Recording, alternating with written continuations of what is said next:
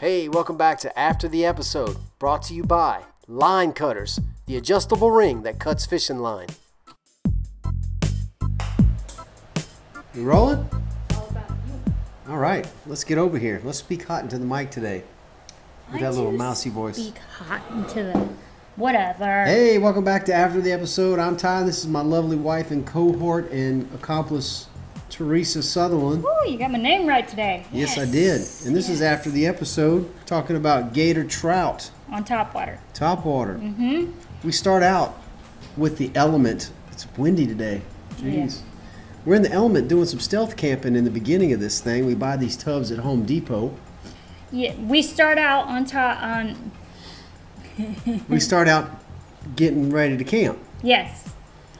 We go to Home Depot. Buy the tubs. Get the tubs. By the way, this stealth camping thing is awesome. It is. It really is. It frees you up, man. Oh, no hotels. We're just gone. Whole new level. Whole Watch new out. level of camping. We're free to go. So we're headed to Cape San Blas to do this awesome area that's not but 3 hours from here. Yeah, Trip did an episode and Sailing and such. Ty wants to go, Yeah. and so we've got a friend that's going, so we Get go booked. ahead and head down there.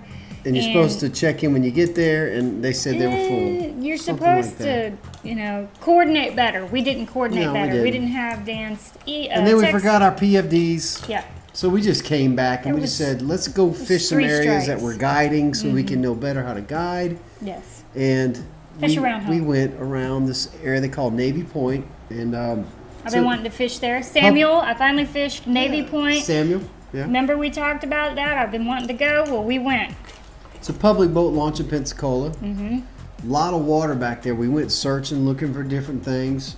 And we Yep. found a cool little island and a cut that goes into Pensacola Bay. And we found some moving water. That's Pensacola Bay, not Perdido Bay? I get confused. That's Pensacola Bay, and Pensacola that's the bayou is called Bayou Grande. Bayou Grande. Right. Yeah, so we're milling around Bayou Grande and found a spot where it met up at Pensacola Bay. Right. We started finding specks, and there was a lot of current flowing through there. We started finding specks, and you even caught a bluefish right away, right? I wouldn't say right away, but yeah, I caught him towards the end when we were headed to fish. Caught him Because on we were gulp. doing that cut, and then you wanted to fish that bank line. So Yeah. I caught him as we were headed out. But I caught him on gulp, yeah. 5-inch jerk shad. Mm-hmm. And I started throwing Myrdines, and I started hanging some decent sized trout. They were all nice size. Yeah, keeper size. I had my Almas on that day. People give me heck about my training wheels, they call Training them. wheels. Some days I take them, some days I don't. I took them BTB yesterday and I loved it. Yeah. I could surf in without flip. I mean, it was amazing. It's a really cool feeling, BTB. But some days if I'm going to stand, I bring them. If I'm not, I don't. Had them that day. We had So a big boat passes through, and we both kind of noticed at the same time she didn't have a top on. And I had my big camera out focusing on stuff to take pictures of, and Ty's like, I was filming the boat she's as it was topless. I was like, this is an opportunity to film a boat, just eye candy and Yep. no pun intended. Nope. And I was just filming the boat as it was passing by, and all of a sudden I see a bare back, and I see her kind of turn. I was like, that girl's topless. She thought we were taking pictures of her. Yeah, and And I was you like, were- shoot Take pictures, shoot pictures. No, we're not taking pictures of that lady's boo-boos. Anyway, so we knew the spot was good, so we decided, hey, let's come back the next day. Well, the weather changed, so it was time to head in. I don't like when weather turns, and it turned. The wind picked up, the rain came in. I mean, we got into the car in the nick of time. It started pouring just as we got everything tied down. How do y'all feel when the sky goes black? Comment below. Do y'all stay out and fish through the storm, or do y'all run in scared? How do y'all feel about storms? Do y'all wait it out, get under a bridge, run back in and get the heck off the water? Comment below. Let us know what you do when it starts to rain and starts to storm. Day two. Day We went two, out for day two. Went back the second day. You were trolling behind you. It's, that little Yozuri that Palm Beach Pete gave you for the tarpon. So I put the bait out behind me that Pete gave me that I caught the tarpon on, and immediately started hooking up, one right after another. I didn't film all of them, but yeah, I got a 19-incher on there, I think. Yeah. So I noticed that you constantly had a bait behind you running up current, and you were throwing something in front of you. I was trolling the little Yozuri, and I was throwing the Cutter 110 stick bait. No, the Cutter 90 stick bait. If you haven't trolled the lure behind you while you're fishing in front of you, you're really missing out on, you know, a lot of fish that can be caught off the back. The trick is finding lures that stay high in the water column and just dig down just a little bit, kind of like stick baits. And when you find those, you can always have something behind you. Mm-hmm. Yeah. Dan the tax man called you. Oh, day 2, yeah. And this was early. We went out there early in the morning on day 2, and Dan the tax man called, and Teresa said, I got to go to the island and work on taxes. Yeah, we had a problem with the taxes. So, yeah, whenever we're fishing, if there's a problem, I have to stop, find somewhere to stop and work. Do business. Yes. On the water. I had to get in there and email and all kind of stuff. But I solved all the problems, and the taxes were finished that day. Yeah. Yeah.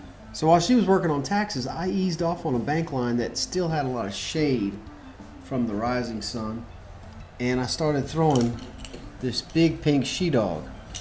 Well, these things have a bright rattle in them, and I just love them. And I'm throwing this bank line, maybe 5 casts in, I get an explosion like I've never had inshore.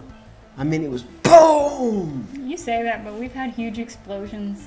Teresa, I'm serious. I've never seen one this intense. Okay.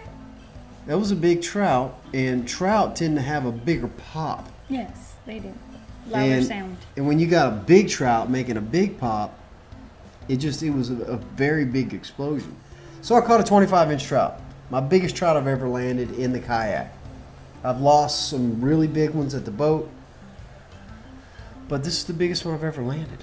Yeah. You've got an eyebrow that needs to go, man. Yeah, all right, we'll leave that in there for sure. Anything else you want to tell these people about this Gator Trout Day? No, I had a blast. We're fishing almost every day now. Every day. I don't know if you can tell, there's a little combativeness here. There's a tired, exhausted. We've had an interesting 2 weeks because it's been fishing every single day. Some days we don't catch fish. Some days we're on the fish. Yesterday was great offshore fishing. BTB, that's coming up. Mm-hmm. I can tell you one thing I've learned over here in Florida, and that is smaller and brighter is better. Yeah, we did an episode with a fella the other day, and all we were throwing was that Yozuri bait, Miradines, and Unfair Rip and Slash, the little ones. They were all the same size baits, and the trout were just blowing up left and right. I mean, I was watching you and Jason fish, and it looked like a frenzy, but it wasn't a frenzy. It was just, you know, they were really constantly hooking up. Yeah. I think if you're dealing with murkier water, you want to throw bigger stuff that moves water, maybe even darker colors to contrast the murk. But in this gin clear water, smaller and lighter colors like whites and chartreuses and stuff like yellow does very well. It's less obtrusive. They can see. You don't got to hit them over the head. So smaller finesse actually does better in this clear water. It really does. Yeah, we're going to put it to test tonight. We're going to go fishing again. We went fishing this morning. Going back. Go fishing tonight. Yeah, so we're working very hard to bring more and more fishing. Don't forget to like. Don't forget to subscribe. Thanks a lot for watching Line Cutters after the episode. Ty and Teresa from 30 Miles Out. See you next time. Bye, guys.